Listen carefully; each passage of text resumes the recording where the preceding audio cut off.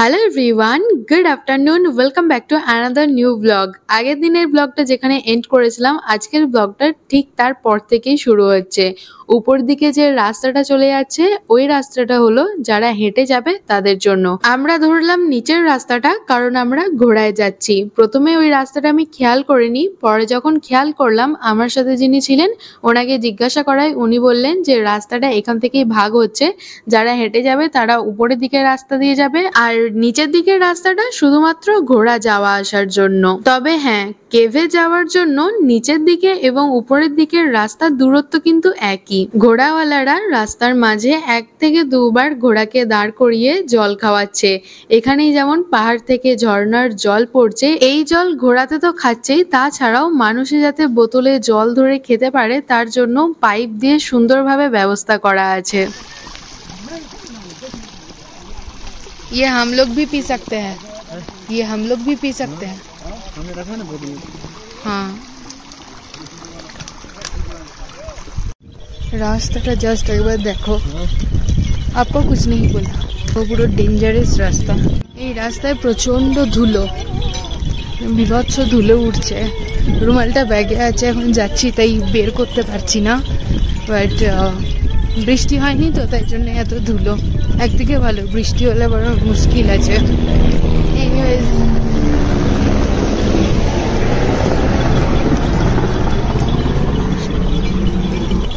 দুর্গম রাস্তা, প্রচন্ড দুর্গম। এই রাস্তাটা দিয়ে যাব আমরা। দেখো সবাই ঘোড়ায় করে উঠে আসছে, অমরনাথ থেকে ঘুরে সবাই আসছে ঘোড়ায় করে। অমরনাথের অমর কাহিনী কম বেশি তোমরা সবাই জানো, আমি যেটুকু জানি সেটাই তোমাদের সাথে শেয়ার করি। মহাদেব তো অমর, মাতা পার্বতী মহাদেবের অমরত্বের রহস্য জানতে চায়। সেই রহস্য এবং সৃষ্টির কথা জানানোর জন্য মহাদেব মাতা পার্বতীকে নির্জন গুহায় নিয়ে যায়। গুহাটির নাম হলো অমরনাথ গুহা।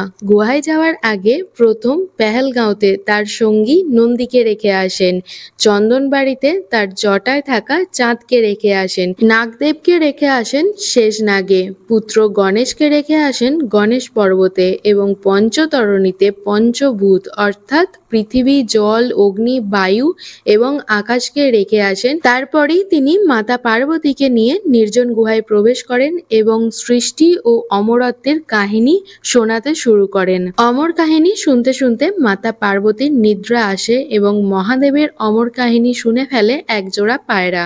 পরবর্তীতে মহাদেব যখন দেখেন একজোড়া পায়রা তার অমর কাহিনী শুনে ফেলেছে, ক্রোধে তাদের হত্যা করতে যান। সেই সময় মাতা পার্বতী মহাদেবকে বাধা দেন এবং বলেন, আপনি যদি ওদের হত্যা করেন তাহলে আপনার অমর কথার কোনো মূল্য থাকবে না।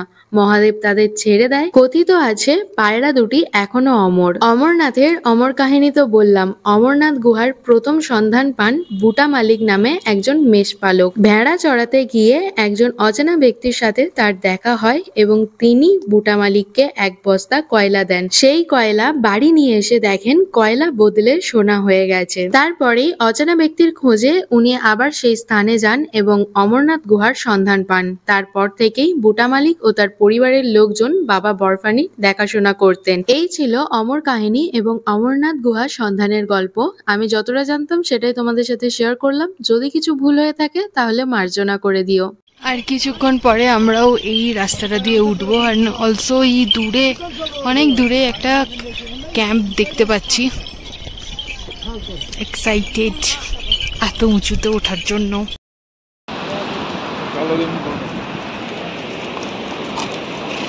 এই হচ্ছে রাস্তার অবস্থা, আরো উঁচুতে যাব।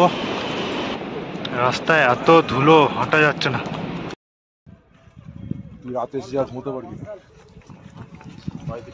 এসে গেছে ভাই আমার। ডাক্তারবাবু করে দেখা হয়েছে কত দূর আছে? এখন 2 কিলোমিটারের পর লঙ্গখানা পাবো, তারপর আর একটু জল ফল খেয়ে কন্টিনিউ চড়াই, কন্টিনিউ।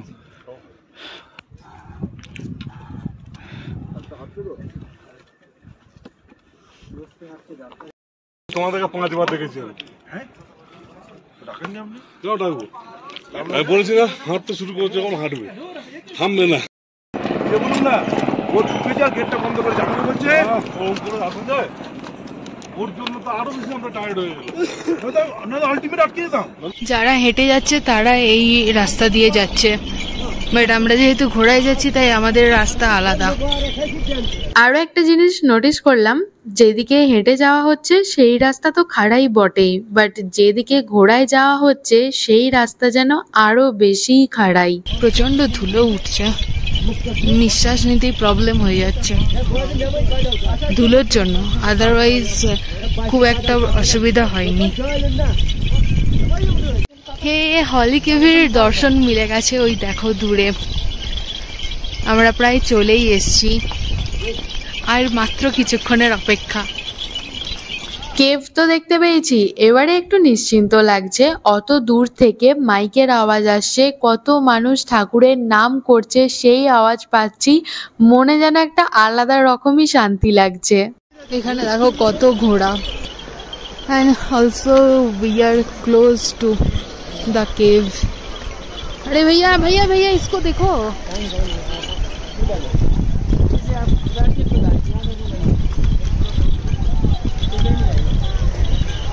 আমরা এখন বহুতই ডেঞ্জারাস রাস্তা দিয়ে যাচ্ছি। এতক্ষণ যদিও ডেঞ্জারাস রাস্তা দিয়েই এসছি, বাট স্টিল এটাও বেশ অনেকটাই ডেঞ্জারাস।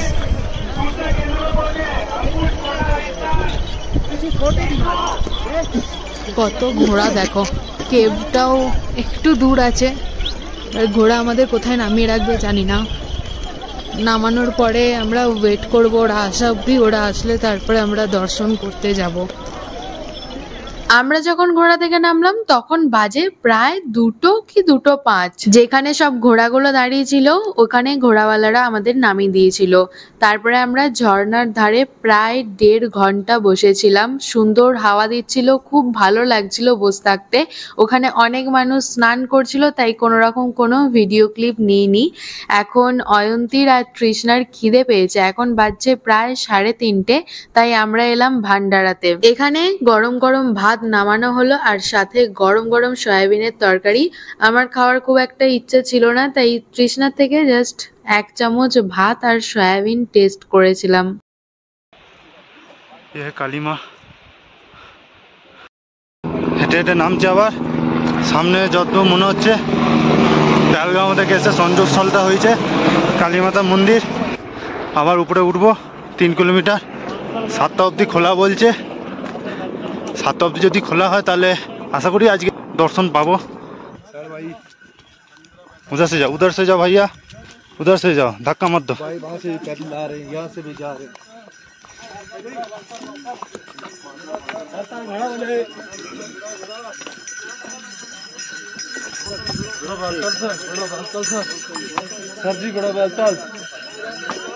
জয় যে কথাটা বারবার বলছে, ঘোড়াওয়ালারা খুবই ডিস্টার্ব করছে হাঁটার সময়, কথাটা একদম ঠিক কথা। আমরা যখন হাঁটা শুরু করি সেই মোমেন্টে আমাদেরকে 7 থেকে 8টা ঘোড়া পুরো ঘিরে ধরেছিল।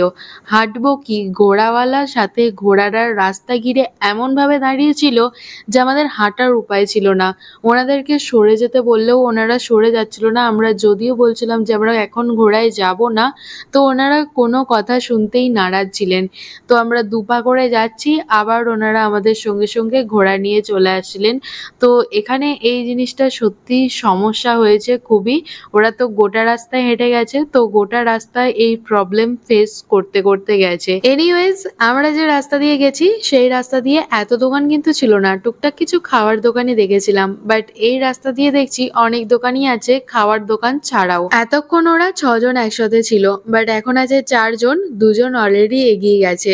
চড়াই রাস্তা, তো যে যেমন ভাবে পারছে এগিয়ে যাচ্ছে। দুদিকের রাস্তায় যতটা পারছি শেয়ার করার চেষ্টা করছি, এবং কিছু ডিটেলসও তোমাদের সাথে শেয়ার করার চেষ্টা করছি। কেমন লাগছে তোমাদের অবশ্যই কমেন্টে জানিও। তবে একটা কথা বলি, যারা আসবেন কোনো চিন্তা করবেন না, ইন্ডিয়ান আর্মি আপনাদেরকে একদম ফুল সিকিউরিটি দেবে। বম বলে, বম বম বলে।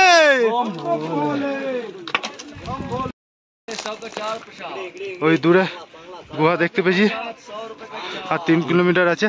4:45 বাজছে, তো 4:30-এর মধ্যে মন্দির বন্ধ হয়ে যাবে। ওদের আসতে এখনো বহু দেরি, তাই আমি, অয়ন্তী আর তৃষ্ণা, আমরা তিনজনাই যাচ্ছি দর্শন করতে। এখানে হালটি সন্ধ্যে 7টা অবধি থাকতে দেবে, তারপর এখান থেকে সবাইকে নিচে নামিয়ে দেবে। বালতালের টেন্টে থাকা যাবে, বাট এখানে থাকা যাবে না। ভেবে তো ছিলাম ওরা আসবে তারপরে যাব দর্শন করতে, আর তার জন্যই ঝর্ণার ধারে বসে বসে অপেক্ষা করছিলাম। তারপরে শুনতে পেলাম 4:30-এর মধ্যে মন্দির বন্ধ হয়ে যাবে। এত দূর এসছি আর দর্শন করতে পারবো না একটুখানির জন্য। এই ভেবেই আমরা আবারও হাঁটা শুরু করলাম। আমি, তৃষ্ণা, অয়ন্তী তিনজনাই যাচ্ছিলাম একসাথে। তো আমি আর তৃষ্ণা অনেক দূর এগিয়ে গিয়ে পিছন ঘুরে দেখি যে অয়ন্তী নেই। তো আমরা আবার যে নিচে নেমে আসবো সেই ক্ষমতাটুকুও ছিল না, তাই আমরা সোজা সামনের দিকে এগিয়ে যাচ্ছি। সামনের থেকে দেখে মনে হচ্ছিল যেন আমরা চলেই এসছি আর একটুখানি হয়তো রাস্তা আছে, বাট না, অনেক দূর। আমাদের প্রায় 3 থেকে 3.5 কিলোমিটার হাঁটতে হয়েছে। ওখানে প্রায় 400টারও বেশি সিঁড়ি আছে। এই সামনেই একটা জায়গা আছে যেখানে ফোন আর ব্যাগ রাখা হচ্ছে আধার কার্ড দেখে, বাট আমার কাছে তো আধার কার্ড নেই, আধার কার্ড আছে জয়ের কাছে। তাই আমি একজনকে জিজ্ঞাসা করলাম সামনে কি আর জায়গা আছে যেখানে আমরা ব্যাগ ফোন রাখতে পারবো। তখন আর্মির একজন অফিসার আমাদের জিজ্ঞাসা করলেন, আপনারা কোথা থেকে এসছেন? তো আমরা বললাম ওয়েস্ট বেঙ্গল থেকে। তো ওয়েস্ট বেঙ্গলের কোথায় জিজ্ঞাসা করে, আমরা বললাম কলকাতা থেকে। তো উনিও কলকাতার বেহালাতে বেশ কিছু বছর ছিলেন। তারপরে উনি আমাদের বলেন যে আমার সাথে আসুন, সামনে একজন অফিসারকে বলে দেবো, তো আমাদের ক্যাম্প আছে, ওখানে ব্যাগ ফোন জমা দিয়ে দেবেন, কোনো অসুবিধা নেই। আরো একটু উপরে উঠে গিয়ে জুতো জমা রাখারও জায়গা আছে, তো ওখানে জুতো রেখে দেবেন। তো উনি আমাদের অনেক হেল্প করেছিলেন। সামনে যিনি আর্মি অফিসার আছেন উনি আমাদের ক্যাম্পে নিয়ে যাচ্ছেন। এবারে ব্যাগ ফোন জমা দিয়ে আমরা যাব ভিতরে। পাহাড়ের গায়ে যে জায়গাটাতে অ্যারো দিয়েছি ওই দিক দিয়ে শেষনাগ গেছে, তাই পাহাড়ের স্ট্রাকচারটা ওই রকম হয়েছে। ওখানের লোকজনরা বলা বলি করছিল, প্রথমে তো বুঝতে পারিনি, পরে যখন বুঝতে পারলাম তখন তোমাদের জন্য রেকর্ড করেছি। পাহাড়ের ডান দিকে যে অ্যারো দিলাম ওই জায়গাটাতে গণেশ ঠাকুরের একটা স্ট্রাকচার আছে, এবং পাহাড়ের বাঁ দিকে যে অ্যারো দিয়েছি ওই দিকে নন্দীর একটা স্ট্রাকচার আছে। স্ট্রাকচারগুলো এত প্রমিনেন্ট, পাহাড়ের মধ্যেও গণেশ ঠাকুর আর নন্দীকে পরিষ্কার বোঝা যাচ্ছে। এখন অনেকটাই নিচে নেমে এসেছি, দূর থেকে ক্যাপচার করলাম, বাট ফোনে অতটাও ভালো বোঝা যাচ্ছে না। তো আমাদের দর্শন করা হয়ে গেছে, খুব ভালো দর্শন করেছি। আর যখন গুহার ভিতরে ঢুকলাম তখন যেন মনে একটা আলাদাই শান্তি এলো, আর এই ফিলটাই এলো যে আহা কি দেখলাম, যা কোনো দিনও ভুলতে পারবো না। আমরা যখন সিঁড়ি দিয়ে উঠি তখন শুনতে পাচ্ছিলাম যে আরতি হচ্ছে। আর একটু উঠে যাওয়ার পর দেখি একজন পুরোহিত আরতি করে পঞ্চপ্রদীপ নিয়ে নামছেন। তো সেই পঞ্চপ্রদীপের তাপ নিয়ে আমরা আবারও সিঁড়ি দিয়ে উঠতে শুরু করি। গুহার ভিতরে ঢোকার আগে তো লম্বা লাইন পড়েছিল, আমরাও দাঁড়িয়েছিলাম লাইনে।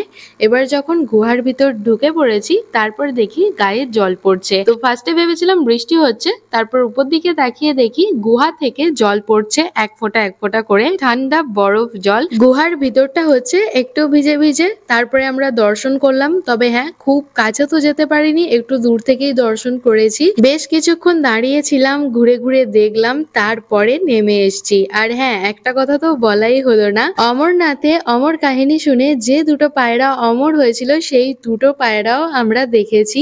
পাহাড়ে বসেছিল এক জোড়া সাদা রঙের পায়রা। শুনেছি সবাই ওই পায়রা দেখতে পায় না, বাট আমরা দেখতে পেয়েছি, অ্যান্ড ওখানেও মন অনেক খুশি হয়ে গেছে। সব মিলিয়ে মিশিয়ে আমাদের দর্শন ভীষণ ভালো হয়েছে। Hello everyone, good afternoon from Amarnath. তো আমরা দুজনাই দর্শন করলাম আর এখন আমরা দুজনাই নেমে যাচ্ছি, কারণ এখানে 7টা অবধি থাকতে দেয়, 7টার পর আর থাকতে দেয় না। তো এখন অলমোস্ট 6:30 বাজছে, আমাদের আর থাকতে দেবে না, তাই আমরা দুজনাই নেমে যাচ্ছি। ওরা এখন গেছে দর্শন করতে। নেমে কতদূর কি যাব না যাব জানি না। বালতাল দিয়ে উঠেছি, বালতাল দিয়ে নামছি। বালতাল ক্যাম্পেই আজকে থাকতে হবে, কিন্তু তার জন্য তো 16 কিলোমিটার যেতে হবে। কী যে করবো আমরা জানি না। যাই হোক, এখানে বৃষ্টি হচ্ছে, তাই আমরা দুজনেই রেনকোট পরে নিয়েছি। জয়ের রেনকোটটা আমার কাছে আছে। যাই হোক, চলো যাওয়া যাক। ভান্ডারাতে অপশন অনেক কিছুই ছিল কিন্তু কিছুই খেতে ভালো লাগছিল না, তাই চা আর বিস্কিট খেয়ে ওখানেই বসেছিলাম প্রায় 1 ঘন্টা। 2-3জন আর্মি অফিসারের সাথে কথাও হয়েছিল যে আমরা কোথা থেকে এসছি না এসছি অ্যান্ড অল। তারপরে শুরু হয়ে গেল বৃষ্টি। তো তারপরে আমাদের আর্মি অফিসাররা বললো এবারে আপনাদের নেমে যেতে হবে। তো আমরা বললাম যে আমাদের আরো লোক আছে, তারা দর্শন করছে, তারা আসলে তারপরে যাব বলে আমাদের কিছুক্ষণ বসতে দিয়েছিল। এবারে তো বৃষ্টি বাড়ছে, তো ওনারা বললেন যে আপনারা আস্তে আস্তে নিচে নেমে যান, আমরা আর রিস্ক নিতে পারবো না, এখানে যে কোনো সময় ধস নামতে পারে, সন্ধে হলে এখানে রিস্ক আছে, তাই আস্তে আস্তে নিচে নেমে যাওয়াটাই ভালো। ভাবলাম এতবার করে যখন বলছে তাহলে আমরা রেনকোট পরে বেরিয়েই যাই।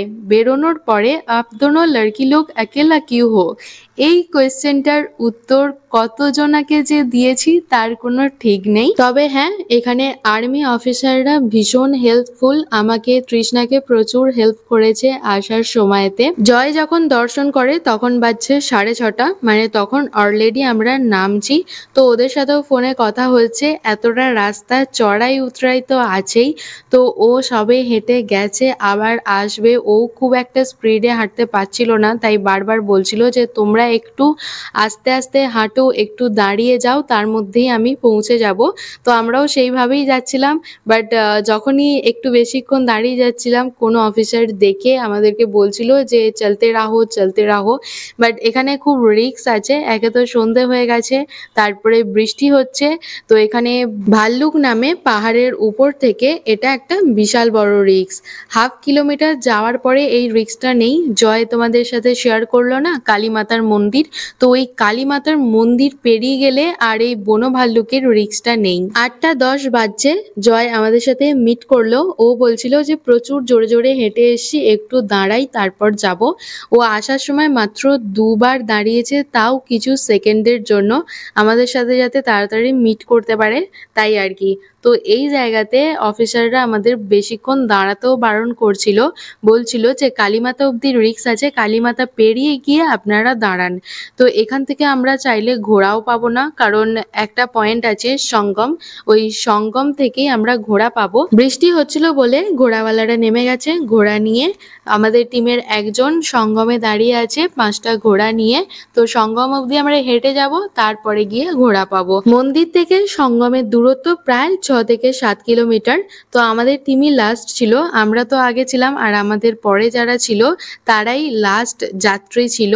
তো ওদেরকে আর্মি অফিসাররা প্রায় 5-6 জন মিলে প্রোটেক্ট করে গোটা রাস্তাটা পার করে দিয়েছে।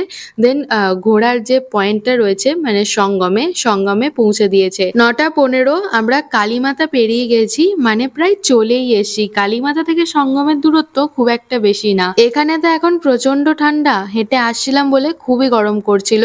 তো একবার জ্যাকেটটা খুলতে গেছিলাম, তখন একজন অফিসার আমাকে বলল আপনি জ্যাকেট খুলবেন না, জ্যাকেট খুললেই কিন্তু ঠান্ডা লেগে যাবে। আমরা সঙ্গমে চলে এসেছি আর ঘোড়াও পেয়ে গেছি। যাওয়ার সময় ঘোড়ার ভাড়া নিয়েছিল 1500 টাকা। সেই নিচে উঠেছিলাম আর উপরে গিয়ে নেমেছিলাম। বাট এখন কিছু রাস্তা আমরা হেঁটে এসেছি, হেঁটে এসে সঙ্গম থেকে ঘোড়ায় উঠলাম, নামবো বালতালে। এই ঘোড়ারও ভাড়া নিচ্ছে 1600 টাকা করে। বৃষ্টি হচ্ছে, ঘোড়া পাওয়া যাচ্ছে না, তাই রেট একটু বেশি। তো দেখো রাস্তার পোলগুলোতে কি সুন্দর লাইটিং করা আছে, যদিও ফোনেতে খুব একটা ভালোভাবে ক্যাপচার হয়নি আর আমি ফোকাসও করতে পারছিলাম না, কারণ নামছি তো ঘোড়াটা একটু স্পিডে নামছিল, তাই খুব একটা ভালোভাবে ফোন ধরতে পারছিলাম না। যতটা যা পেরেছি সেটাই তোমাদের সাথে শেয়ার করছি। তো আমার ঘোড়াওয়ালাটা বারবার আমার দিকে তাকিয়ে তাকিয়ে দেখছিল যে আমি ঘুমিয়ে যাচ্ছি নাকি। সারাদিন জার্নির পর যদিও আমার ঘুম আসেনি, বাট দেখলাম যে উনি ওনার কর্তব্য পালন করছে। 11টা বাজছে, ফাইনালি নিচে চলে এসেছি। এসে ভান্ডারা থেকে খাবার নিয়েছি, এখানেও আমার খেতে ভালো লাগছিল না, জয় জাস্ট একটাই থালি নিয়েছিল, তো ওখান থেকেই একটু খেলাম। 11:15 এবারে আমরা রাতে থাকার জন্য টেন্ট খুঁজতে যাচ্ছি। বাঁদিকে দেখো প্রচুর টেন্ট আছে, সামনে যিনি আছেন ওনার সাথেই যাচ্ছি টেন্ট দেখতে, কিন্তু ওনার টেন্ট এখানে না, ওই যে গেটটা দেখতে পাচ্ছ ওই গেট পেরিয়ে ওনার টেন্ট। হেঁটে যাওয়ার মতো এনার্জি আর কারোরই ছিল না, বাট স্টিল জোর করেই সবাই হেঁটে যাচ্ছে, কারণ এবারে শুতে হবে। 2,000 years later. Good morning everyone from Baltal, one more new day.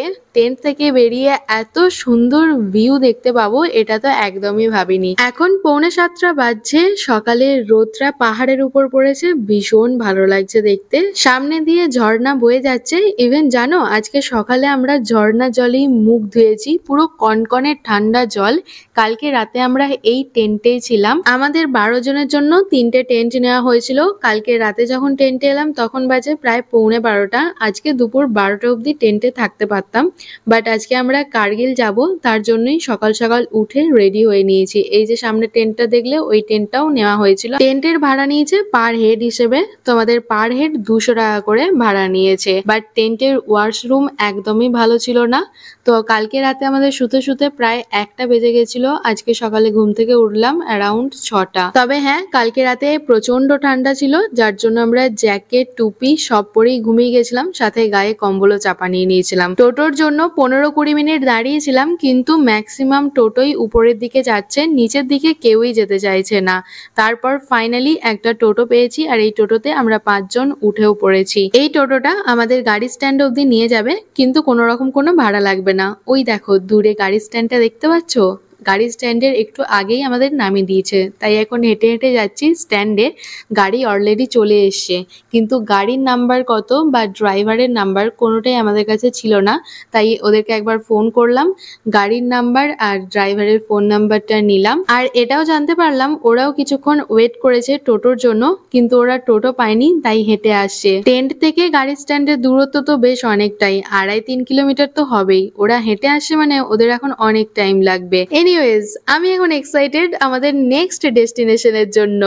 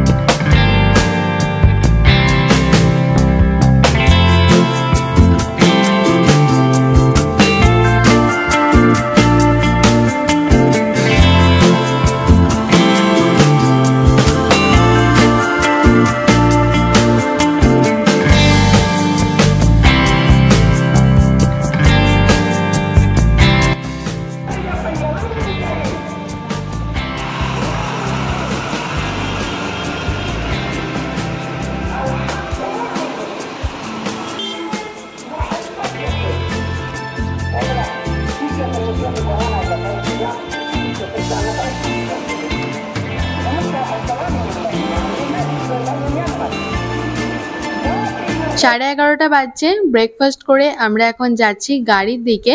আমরা যে রেস্টুরেন্টে ঢুকেছিলাম তার সামনে গাড়ি দাঁড়াতে দিচ্ছে না, তাই গাড়িটা আগে দাঁড়িয়ে আছে। কার্গিলের মধ্যে দিয়েই যাচ্ছি এখন। এখানের ভিউ তো খুবই সুন্দর, কিন্তু বেশি ভিউ দেখতেও পারিনি আর ক্যাপচারও করতে পারিনি, কারণ গাড়িতে ম্যাক্সিমাম টাইমটাই ঘুমিয়ে কাটিয়েছি। আমরা প্রায় চলেই এসেছি, এখান থেকে আমাদের হোটেলের ডিস্টেন্স আধ ঘন্টা।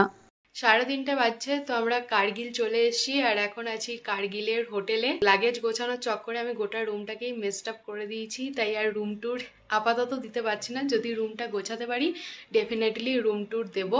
অ্যান্ড এই জানলা দিয়েও ভীষণ ভালো ভিউ আসছে। তো চলো এই ব্লগটাকে এখানেই এন্ড করে দিচ্ছি। যদি কিছু ভালো লেগে থাকে তাহলে please to like, share and subscribe. অবশ্যই কমেন্টে জানিও যে ব্লগটা দেখতে তোমাদের কেমন লাগলো।